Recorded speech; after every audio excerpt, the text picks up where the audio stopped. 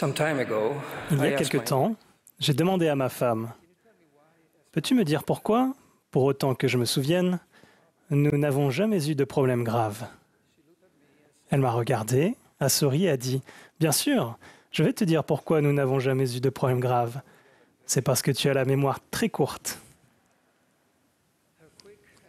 Sa réponse rapide et intelligente m'a rappelé une fois de plus que vivre l'évangile de Jésus-Christ n'élimine pas la douleur et les épreuves qui sont nécessaires pour progresser. L'évangile n'est pas un moyen d'éviter les épreuves et les difficultés, mais une solution pour accroître notre foi et apprendre à y faire face. J'ai ressenti cette vérité il y a quelques mois. Un jour, alors que je marchais, ma vue est devenue soudainement floue, sombre et ondulée. J'ai eu peur.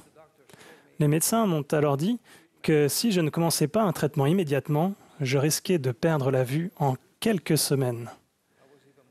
J'ai eu encore plus peur. Puis ils m'ont dit, « Vous avez besoin d'injections intravitréennes, des piqûres en plein dans l'œil, toutes les 4 semaines pour le reste de votre vie. » Quelle nouvelle désagréable. Une pensée m'est alors venue sous la forme de questions. Je me suis demandé, bon, ma vue physique n'est pas bonne, mais qu'en est-il de ma vision spirituelle? Ai-je besoin d'un traitement à ce niveau?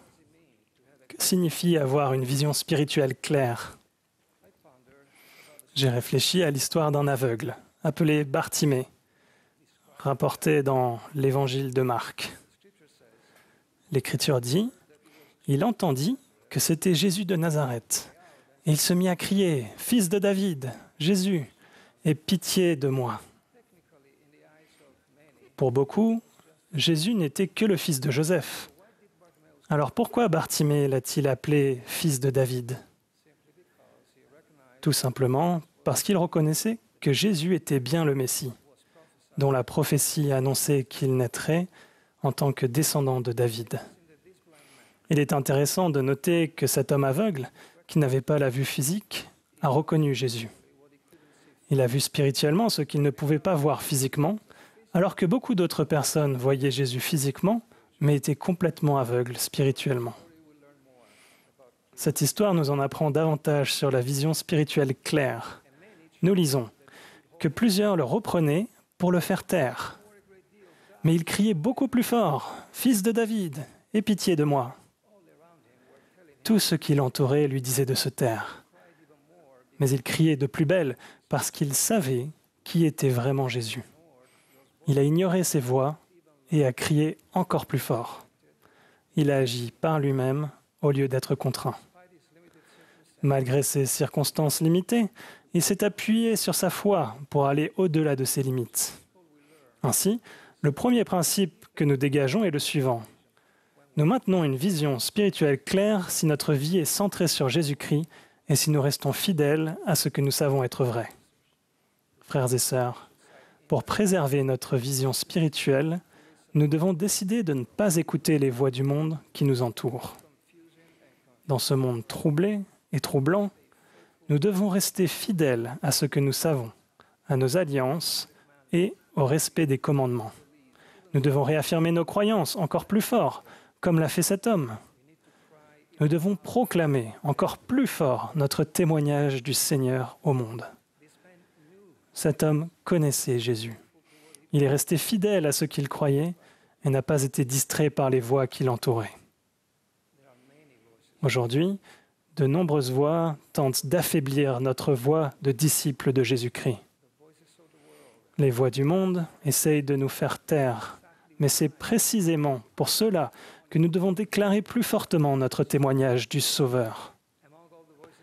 Au milieu de tous les bruits du monde, le Seigneur compte sur moi et sur vous pour témoigner, pour élever notre voix et pour devenir sa voix. Si nous ne le faisons pas, qui témoignera de Jésus-Christ? Qui proclamera son nom et sa mission divine? Nous avons une responsabilité spirituelle qui vient de notre connaissance de Jésus-Christ. Mais qu'a fait Bartimée après cela? Lorsque le Seigneur lui a commandé de se lever, il a de nouveau agi avec foi. L'Écriture dit, « L'aveugle jeta son manteau et, se levant d'un bond, vint vers Jésus. » Cet homme humble et fidèle a compris qu'il pouvait se lever pour une vie meilleure sur ordre de Jésus. Il savait qu'il valait mieux que sa situation. La première chose qu'il a faite lorsqu'il a entendu Jésus l'appeler a été de jeter son manteau de mendiant. Encore une fois, il a agi au lieu d'être contraint. Peut-être s'est-il dit « Je n'ai plus besoin de ce manteau maintenant que Jésus est entré dans ma vie. C'est un jour nouveau. J'en ai fini de cette vie de misère. Avec l'aide de Jésus, je peux commencer une nouvelle vie de bonheur et de joie en lui, avec lui et grâce à lui. Peu importe ce que le monde pense de moi, Jésus m'appelle et il m'aidera à vivre une nouvelle vie. » Quel changement remarquable!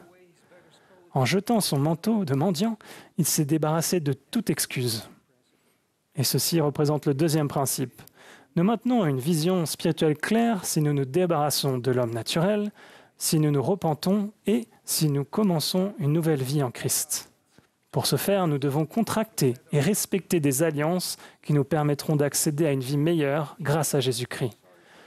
Tant que nous trouvons des excuses pour nous apitoyer sur nous-mêmes, sur nos circonstances et sur nos problèmes, sur toutes les mauvaises choses qui se produisent dans notre vie, et même sur toutes les mauvaises personnes qui, selon nous, nous rendent malheureux, nous gardons le manteau du mendiant sur nos épaules. Il est vrai que des personnes, consciemment ou non, nous feront parfois du mal.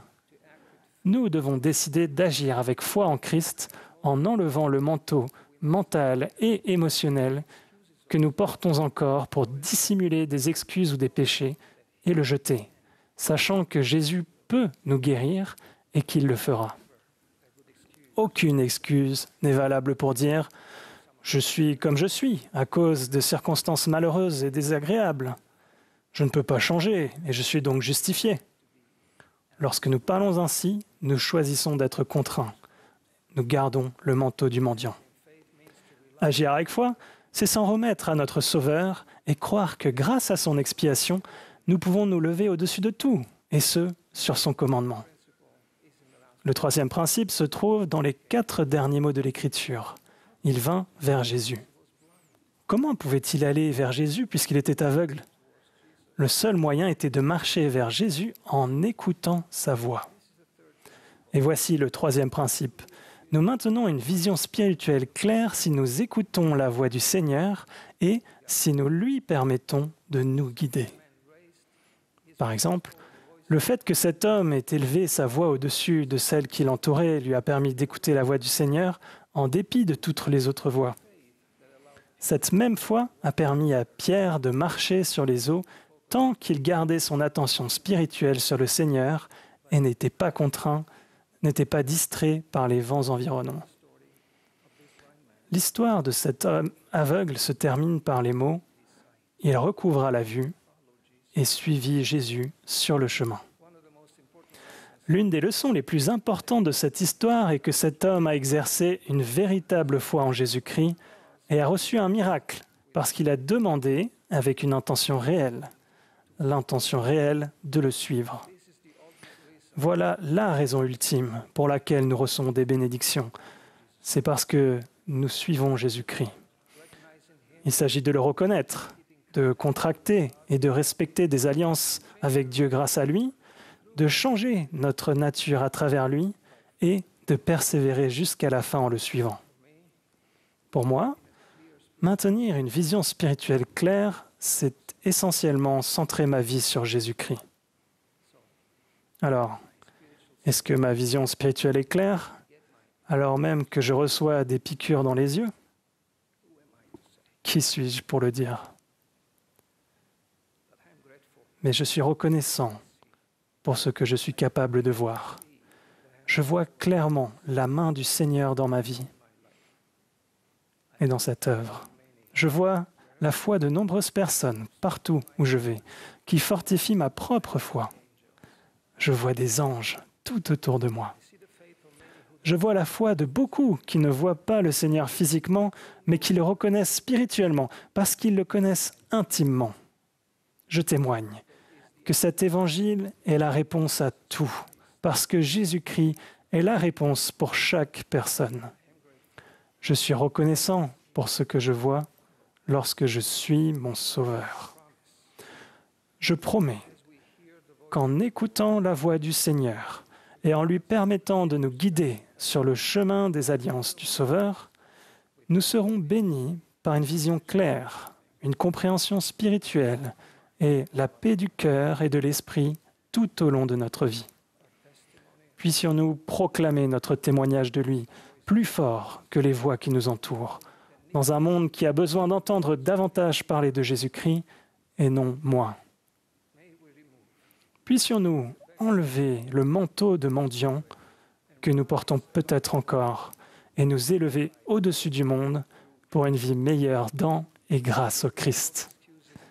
Puissions-nous nous débarrasser de toutes les excuses qui nous empêchent de suivre Jésus-Christ et de trouver toutes les bonnes raisons de le suivre à mesure que nous écoutons sa voix.